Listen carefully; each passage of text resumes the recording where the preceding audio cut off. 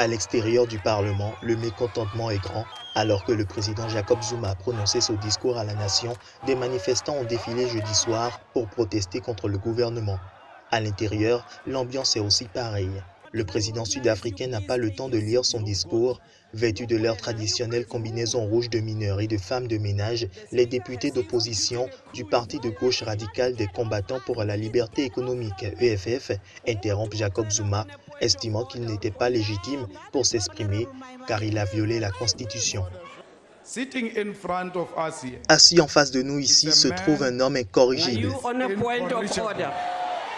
Un homme incorrigible, pourri jusqu'à l'os. Des propos qui tournent ensuite à la bagarre. Face au refus des hommes en rouge de sortir de l'Assemblée comme demandé par la présidente du Parlement, les agents de sécurité sont envoyés. Le spectacle dure plus d'une heure. Une scène, certes inédite, mais plus du tout étrangère au mur du Parlement. C'est la troisième année consécutive que le discours à la nation de Zuma est perturbé par les députés EFF.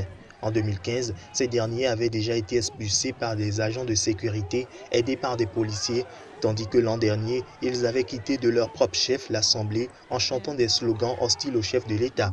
Après cette bagarre jeudi, les députés du principal parti d'opposition, l'Alliance démocratique, ont décidé de quitter le Parlement de leur propre initiative en guise de protestation. Avec plus d'une heure de retard, le président Zuma a pu commencer son discours. Enfin, s'est-il exclamé en riant à son arrivée au pupitre. Dans un discours sans relief de plus d'une heure, le président a abordé de nombreuses thématiques, y compris celle de la réforme agraire et de la diversité raciale, deux sujets sensibles en Afrique du Sud. L'année 2016 a été difficile pour Jacob Zuma, puisqu'après avoir été reconnu coupable de violation de la Constitution, il a été considéré comme le principal responsable de la défaite électorale en août de son parti, mis en minorité dans 4 des 6 plus grandes villes du pays.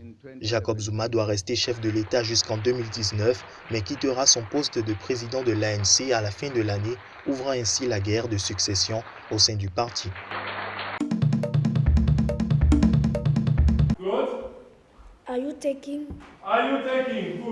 Il y a 3 ans, Claude ne parlait pas anglais. Ce réfugié de 12 ans, né en République démocratique du Congo, ne parlait que le français et le lingala quand il est arrivé en Afrique du Sud avec sa famille. Aujourd'hui, il est trilingue grâce à des cours gratuits qu'il prend tous les après-midi avec d'autres enfants migrants. Ici, j'apprends tout, l'anglais, j'apprends maths, toutes choses qu'il faut. Pour que quand je vais aller dans une autre école, pour que je puisse un peu m'en sortir. Ces enfants viennent de pays africains comme la République démocratique du Congo, le Burundi, le Zimbabwe ou encore l'Érythrée. Faute de papier ou de moyens financiers, ils sont exclus du système scolaire. Une école privée religieuse leur ouvre ses portes grâce au programme 3-6 ou de 3 à 6 en référence aux horaires des cours. Notre école est devenue multiraciale en 1976, pendant l'apartheid. Nous considérons que la situation des enfants réfugiés en Afrique du Sud est une nouvelle injustice sociale. Plus de 2 millions de migrants vivraient en Afrique du Sud. Une situation qui crée régulièrement des tensions xénophobes dans un pays où le chômage et les inégalités sont élevés. La plupart de ces enfants ont déjà dû faire face à des insultes, voire des agressions. Leurs professeurs connaissent bien le problème, étant eux-mêmes des réfugiés exclus du système classique. C'est un programme où nous pouvons donner le meilleur de nous en tant qu'étant réfugiés, parce que ce sont nos enfants. Je me sens vraiment fier de mettre quelque chose dans ces enfants qui sont réfugiés comme moi, pour leur futur. Tous les ans, un quart des élèves intègrent les écoles publiques.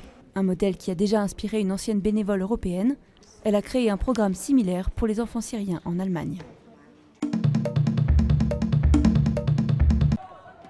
Le processus électoral ayant mené à sa victoire a beau avoir été taxé de corruption et manipulation, de nombreux Somaliens ont fêté son élection mercredi soir dans la capitale somalienne. Mohamed Abdoulaye Mohamed est élu mercredi à la présidence de son pays. Aujourd'hui est un jour historique. Je suis très heureux. Ce jour est inoubliable parce que nous avons traduit la volonté du peuple somalien dans les faits. Nous avons provoqué le changement que tout le peuple souhaitait. Surnommé Farmajo, qui signifie fromage, Mohamed Abdoulaye Mohamed est un ancien premier ministre et diplomate qui a promis de lutter contre la corruption et l'extrémisme islamiste, gangrénant ce pays en lambeaux de la Corne de l'Afrique. Dans un pays à la vie politique et sociale profondément clanique, ce candidat Daroud, un des principaux clans du pays, succède à plusieurs présidents haouillés. L'administration du président sortant Hassan Sheikh Mohamoud est considérée comme une des plus corrompues qu'ait connue la Somalie. Il vous faudra continuer avec le nouveau président et continuer d'améliorer le pays. La démocratie doit aller de l'avant. Longue vie à la Somalie, longue vie à la Somalie, longue vie à la Somalie. Né en 1962 d'une famille issue de la région de Gédo, dans le sud du pays, cet homme est réputé populaire dans les rues de Mogadiscio. De son bref passage au poste de Premier ministre à 8 mois en 2010 et 2011, la population se souvient surtout d'un homme ayant créé une commission anticorruption, introduit des salaires mensuels pour les soldats, visité régulièrement des camps de déplacés et interdit tout voyage non essentiel à l'étranger pour les membres du gouvernement. Sur sa page Facebook, le nouveau président, qui hérite d'un pays miné par 3 décennies de chaos et de violence qu'ont fui des centaines de milliers de Somaliens, assure que la priorité de son parti est le rapatriement de la diaspora somalienne afin d'aider au processus de reconstruction post-conflit de la Somalie.